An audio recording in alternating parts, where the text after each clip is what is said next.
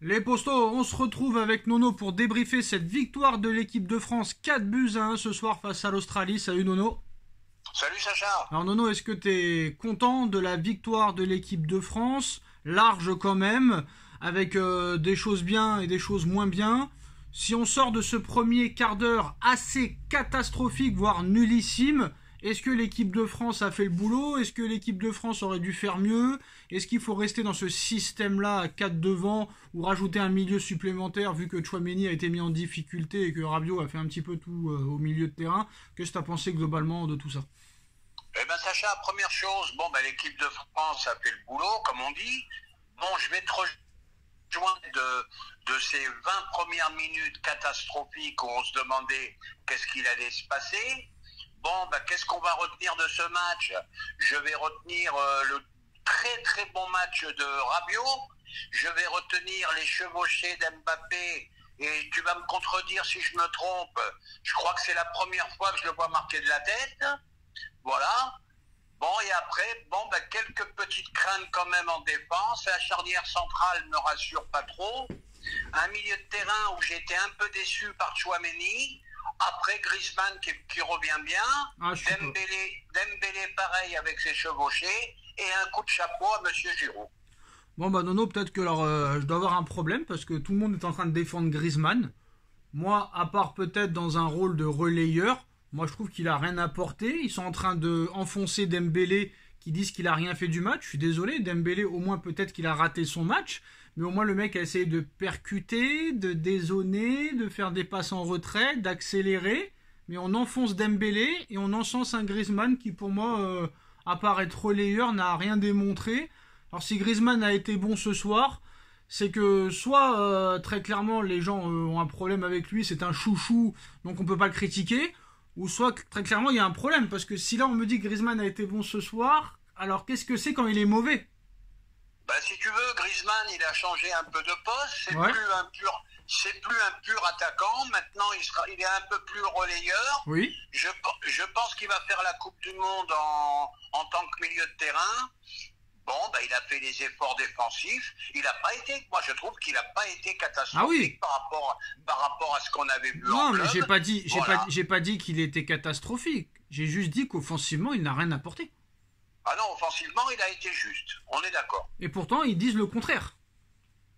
Écoute, chacun voit le match à sa façon, comme dirait l'autre. Moi, je pense, Nono, qu'il y a beaucoup plus de gens qui ont les yeux sur leur téléphone, sur les réseaux sociaux, plutôt qu'un œil sur l'écran. J'ai pas peur de le dire, Griezmann m'a pas plu ce soir. Après, s'il veut changer de poste, un peu comme un Neymar au Paris Saint-Germain, c'est possible, Nono. Mais bien sûr, on est d'accord. Si on me dit qu'offensivement Griezmann a été bon ce soir, tant mieux pour vous en tout cas.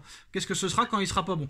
Franchement, Mbappé aurait pu faire mieux, mais il est monté en puissance en deuxième mi-temps. Il a beaucoup accéléré, chevauché infernal. Giroud et lui se sont très bien trouvés. Et que dire, Nono, 36 ans, du doublé d'Olivier Giroud qui avait mis 0 but en Coupe du Monde 2018. Et là, ce soir, doublé, certes contre l'Australie, mais quand tu vois l'Arabie Saoudite contre l'Argentine, il faut arrêter ces phrases de dire il n'y a personne en face. Non, il n'y a pas personne en face. Très clairement, c'était une équipe d'Australie beaucoup plus faible qu'en 2018, j'ai trouvé. Mais franchement, grand respect à Monsieur Giroud ce soir, que plus personne ne voulait il y a encore 6 mois, et le mec est revenu. Et moi, on va parler de Benzema juste après, même s'il n'est pas là pour se défendre. Mais qu'est-ce que tu as pensé de la prestation d'Olivier Giroud ce soir, qui même en dehors de son but a été exceptionnel au niveau de la défense, comment il pèse sur les défenses, c'est incroyable. Au niveau du pressing, il y a un moment donné, il a fait un retourné. S'il avait mis le but, ça aurait été incroyable. Franchement, un grand Olivier Giroud ce soir. Pour moi, c'est l'homme du match ce soir. Oui, on va dire que c'est l'homme du match. Moi, je m'incline devant Monsieur Giroud. Je m'incline pourquoi? Parce que c'est pas un joueur qui me fait grimper au rideau. Il a toujours eu des difficultés dans ses clubs pour être titulaire. Mais en équipe de France, quel mental, quel mental, quel mental. Le mec, il abandonne jamais, 35 ans, et il plante, et il plante, et il plante. Bravo, Monsieur Giroud. Titulaire indiscutable au Milan AC. Il y en a beaucoup qui étaient énervés que Benzema ne soit pas là. Déjà, Benzema n'était pas là en 2018. Ça n'a pas empêché la France de gagner la Coupe du Monde. Je suis désolé, Nono. Karim Benzema est exceptionnel. C'est un joueur remarquable. Surtout avec le Real Madrid. Dernier ballon d'or. Mais en équipe de France, il n'a jamais été exceptionnel en équipe de France. Vous devez l'avouer. C'est vrai ou pas? Regarde ce qui s'est passé à l'Euro. T'es éliminé en quart. Bon, c'est pas Stop, Nono, rectifie ta phrase. T'es éliminé en huitième alors. Voilà. Alors t'es éliminé en huitième à l'Euro. Bon, c'est pas de la faute de Benzema. Ah, j'ai jamais dit que c'était la faute de Benzema. On est obligé de constater qu'avec Giroud, ça gagne. Malheureux. Non, c'est pas ça. C'est que quand Benzema était forfait, tout le monde aurait cru que c'était Messi qui était blessé avec l'Argentine ou que Neymar qui avait été blessé avec avec le Brésil ou je ne sais pas moi, Thomas Müller avec l'Allemagne. Benzema n'a jamais été influent et exceptionnel avec l'équipe de France. Ils ont été en finale de l'Euro sans lui, ils ont gagné la Coupe du Monde sans lui, il revient en huitième. Je ne dis pas que Benzema est une merde, c'est le contraire que je dis. Alors n'allez pas venir me faire chier en commentaire. Je dis que Benzema est un phénoménal joueur. Mais force est de constater que l'équipe de France n'a jamais eu besoin de Benzema. Qu'est-ce que t'en penses, Nono? Ah bah je peux pas te dire le contraire. Les statistiques sont là. Hein. C'est tout. Les statistiques sont là. Je peux pas te dire le contraire, tout simplement. Voilà. Et c'est pas parce qu'on dit ça qu'on est anti-Benzema. On l'adore. Il est exceptionnel, le gars. Non, Benzema c'est un phénomène, voilà. on le sait. J'espère que les mecs qui nous écoutent, ils comprennent rien. Voilà, ils comprennent rien. C'est un phénomène, mais avec Giroud, tu gagnes. Ils comprennent rien, Nono. Ce soir, ils sont capables de dire que Giroud, il a mis 2 buts de crétin et que Griezmann, c'est le Ballon d'Or 2023. Tu vois ce que je veux dire? Oui, alors ça veut dire qu'on peut plus rien dire. Ça veut dire qu'à chaque fois que les équipes gagnent, c'est qu'il n'y a personne en face. Ou voilà, c'est le gros problème en ce moment. Voilà, l'Angleterre, quand on met 5 à l'Iran, il n'y a personne en face. Non mais Nono, il faut dire quand même les scores exacts, Nono.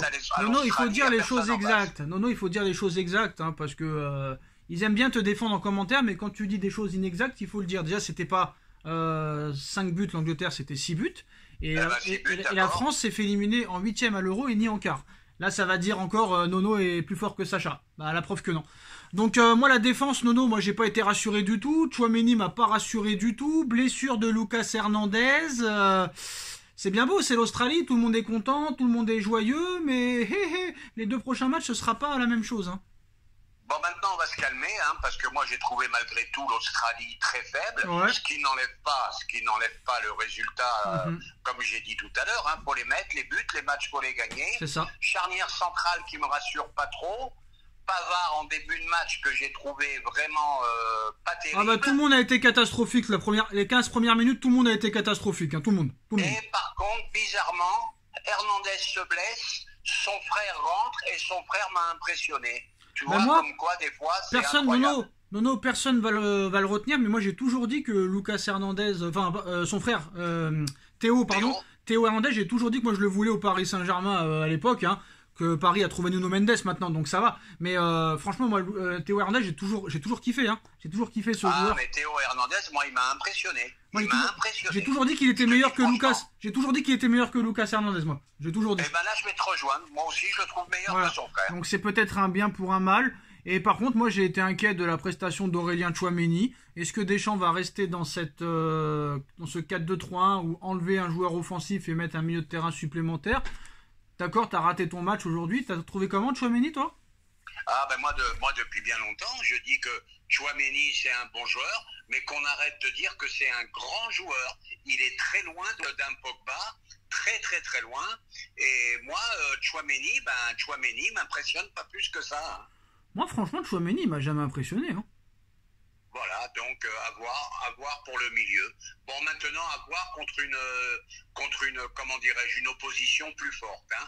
Bah déjà, moi Nono, franchement le meilleur défenseur ce soir, bon d'accord, Hernandez, Théo il a été bon quand il est rentré, mais sinon dans l'axe c'était Konaté qui a tenu la dragée haute, hein, c'est tout. Hein. Upamecano il a été mieux quand même, en deuxième mi-temps.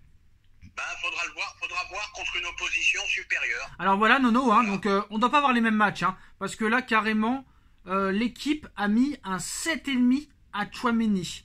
Alors si Tchouaméni a 7,5, combien a Giroud alors? Ah bah je comprends plus rien au ballon. Ça, donc voilà, c'est n'importe quoi.